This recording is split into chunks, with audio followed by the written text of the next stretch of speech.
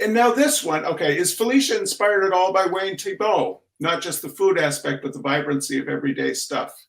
It's I interesting, don't think so. I never really was that moved by the frosting consistency, like so right? everywhere. I like a dynamic range of textures, but so I didn't study him, but he's cool. It's Yeah, cool. All yeah, right, talk about this one a little. There's some very interesting decisions being made here. yeah. This was me at the start of the pandemic, feeling like something huge was about to change in my life, and trying to settle down and paint to, to be meditative and figure out what was going on. And everything was about to change, and I kind of knew it.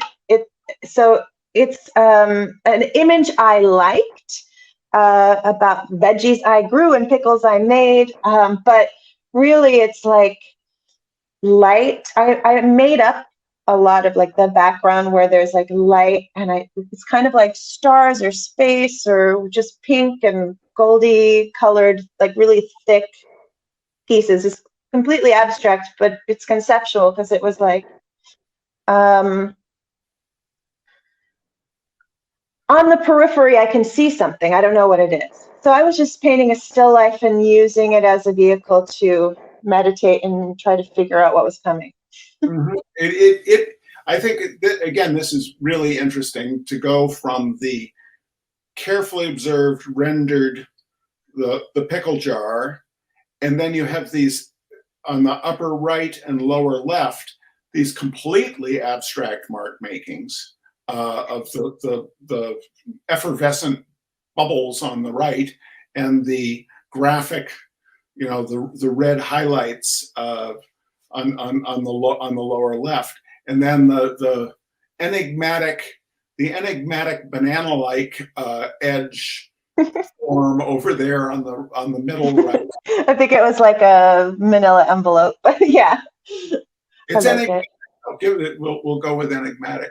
But then again, the again edges and rendering. When you choose to render, you can render the hell out of something. I mean, I love the shape of the. Are they tomatoes behind Yeah, the canning jar? Um, yeah. and the simplification, the graphic power of the way the cucumber slices are rendered. Um, Really, you're graphically so doing this high wire act of where you flatten things out, and then even within that context, it it still has all this depth to it. It's very impressive, I think. Thank So you.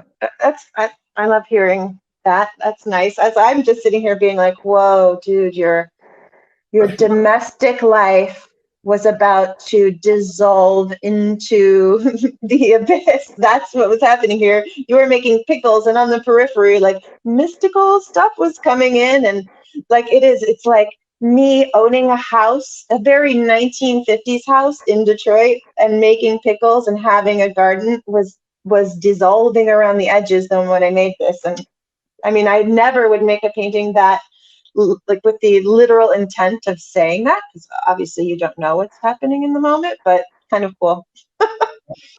but no, but that in retrospect, one can see that in one's work when, wow, there was Yeah. something changing there. Betty Sue, can you make our heads large again? So, well, thank you for taking us through that look into your work. And going forward, you're saying that you are willing to like look at not being a painter. You're willing to look. Well, at this point, I think I am one still, but I think I want to keep being one. That's more important. There was just a time where I was just didn't have. I just needed to refill. I just didn't have a reason. If there comes a time where I don't want to be a painter, then that's okay.